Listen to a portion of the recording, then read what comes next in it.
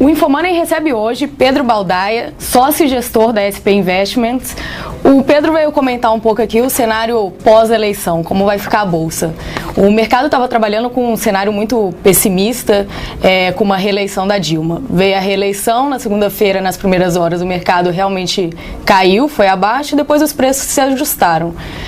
Eu queria saber, na sua opinião, se você acha que os preços agora aqui no Brasil estariam num patamar justo ou se teriam mais espaço aí para correção? Sim, eu penso que o mercado de facto mostra que assumiu já nos dias anteriores à eleição que a Dilma seria eleita e precificou isso no mercado. A queda do Bovespa nas 2 ou 3 semanas anteriores à eleição, ao dia do segundo turno, foi bastante forte. Por isso aquilo que aconteceu depois da eleição, na minha opinião, foi exatamente as pessoas tomarem consciência de que, por um lado, a realidade no Brasil não se ia alterar assim tanto, não se ia verificar o fator positivo que as pessoas estariam esperando caso a Aécio ganhasse, mas por outro lado que a situação económica não se alteraria muito em relação aos 4 anos anteriores. E por isso essa situação já estaria precificada em bolsa e não havia razão para vender o mercado ainda mais do que já tinha vendido nas semanas anteriores. Em cima disso, penso que o mercado também está assumindo que o novo governo Dilma de alguma maneira está refém em termos políticos, no sentido em que sente que tem que fazer algumas concessões à oposição em medidas económicas para o futuro, porque obviamente a eleição foi muito renhida. Dilma com certeza não quererá ver um país fraturado durante os próximos tempos e por isso o mercado espera que possa vir algum conjunto de notícias positivas em termos de medidas económicas para um futuro próximo. Eu diria que o principal ponto no curto prazo será a nomeação do Ministro da Fazenda, saber exatamente o que é que o governo Dilma comunica para o mercado com essa nomeação. Se uma pessoa mais próxima das bases do partido e dos princípios do PT, ou por outro lado, se uma pessoa mais próxima do mercado, o que seria uma concessão para o mercado financeiro.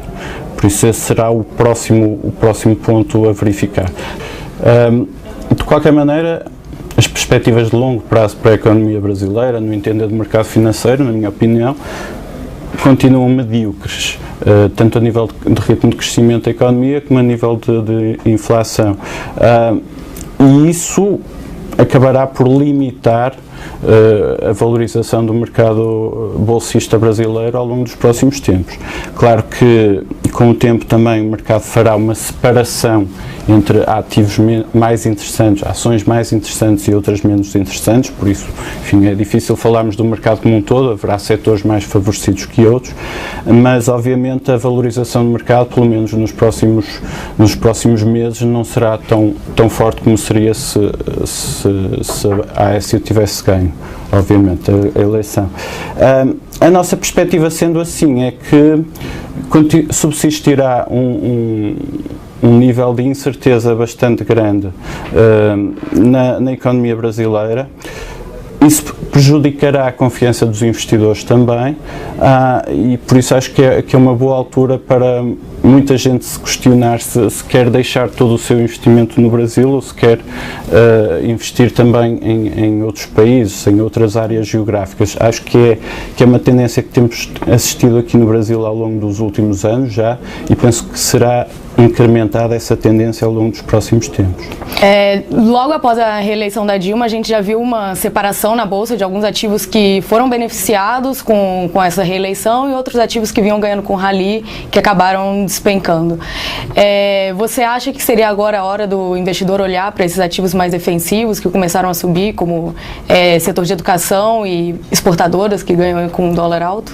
Eu, em geral, neste momento recomendo eventualmente o investimento em exportadoras, não todas. Por exemplo, o caso da Vale é uma empresa que eu acho que, como no mercado se designa normalmente, é um value trap, é uma empresa demasiadamente dependente do crescimento de alguns outros mercados emergentes, nomeadamente a China, onde eu antecipo que haja uma retração da produção de aço e, por consequência, uma diminuição da demanda de ferro a nível mundial. Isso prejudicará, na minha opinião, a Vale nos próximos anos.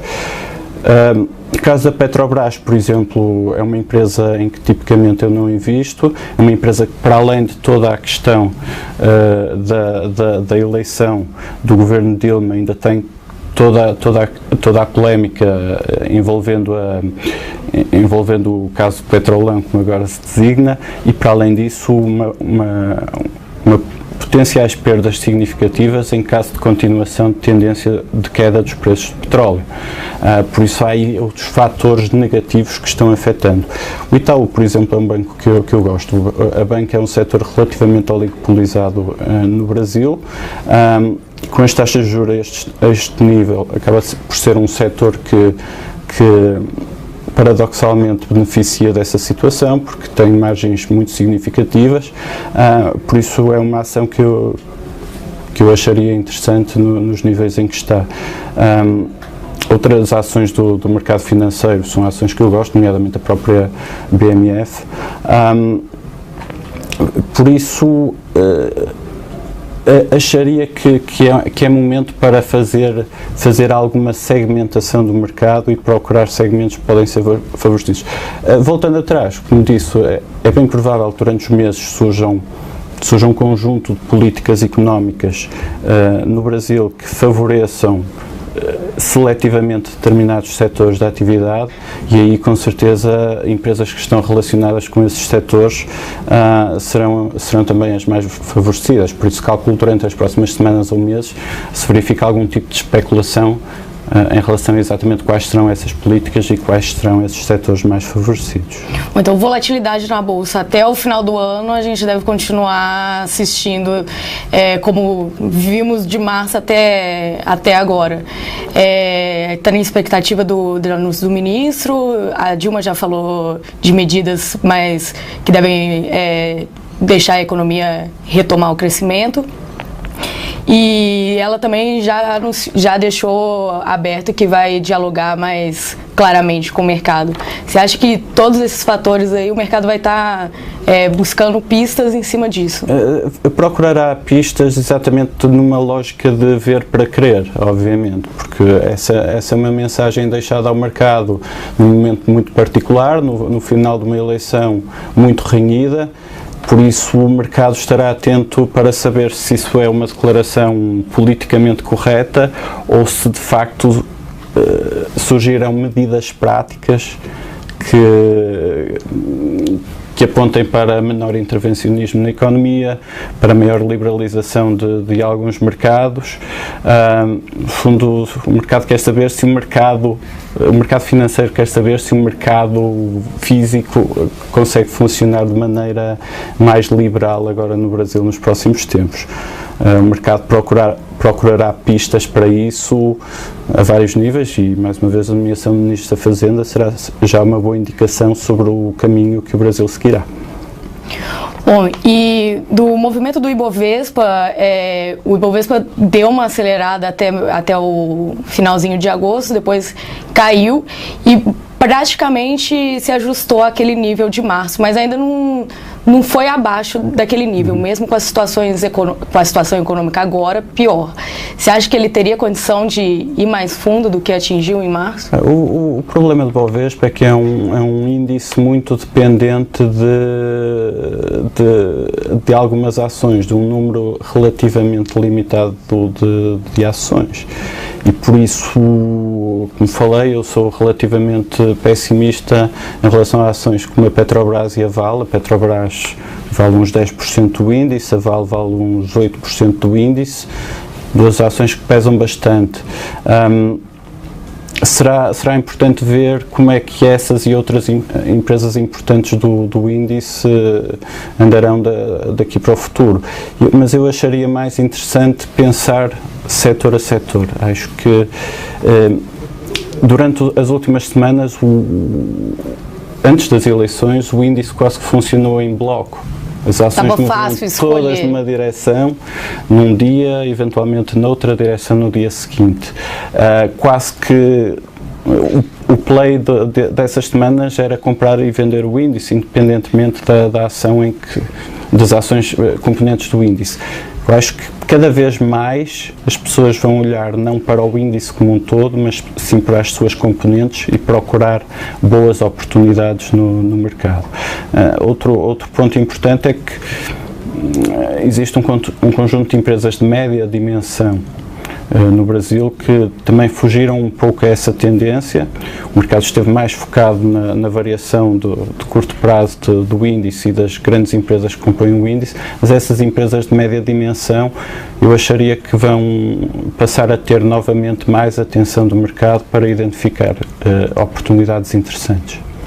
E o investidor de fora, você acha que ele está esperando ainda alguma sinalização do governo? Eu acho que o investidor fora pensa neste momento duas coisas. Uma, que na verdade o regime não mudou e por isso o cenário positivo na perspectiva de um investidor financeiro de haver mudança não se verificou, mas por outro lado o regime não mudou também e por isso não existem assim grandes novidades nessa perspectiva. Por outro lado, o investidor financeiro quererá saber também que tipo de mudanças é que podem surgir agora num segundo mandato e estará sempre atento a isso. Repare, por outro lado, na ótica de um investidor financeiro, quem é a clientela que investe no Brasil? Por exemplo, fundos que estão investidos em mercados emergentes em geral. O Brasil tem os seus problemas, mas por outro lado a Rússia está na situação económica e financeira que todos sabemos, exposta a sanções por parte da comunidade internacional. Ainda é um país com um nível de inflação significativo, com um problema de corrupção, eventualmente um pouco reduzido agora com a introdução do novo governo. De qualquer maneira é um país cheio de problemas. A China, com todo o seu potencial de crescimento, o mercado sente o receio do nível de crescimento estar abrandando. Isto é, os concorrentes do Brasil em termos de investimento, digamos assim, também eles têm os seus próprios problemas, por isso o Brasil, até pela sua dimensão, será sempre um mercado para que os investidores financeiros no exterior, dedicados a mercados emergentes, darão sempre grande atenção. O Brasil tem outra questão, é que por mais que todo mundo espere uma queda do real nos próximos anos, a verdade é que a taxa de juros sem risco no real no Brasil é próxima de 11%, é uma das mais elevadas no mercado financeiro a nível mundial.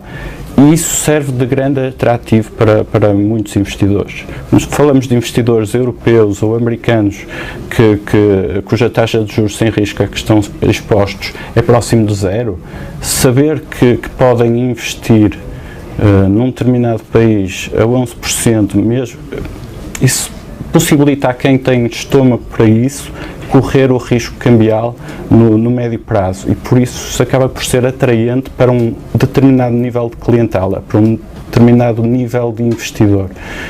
Sendo assim, o Brasil continua sendo olhado pelas pessoas lá de fora com atenção e será sempre objeto de investimento no futuro, com certeza.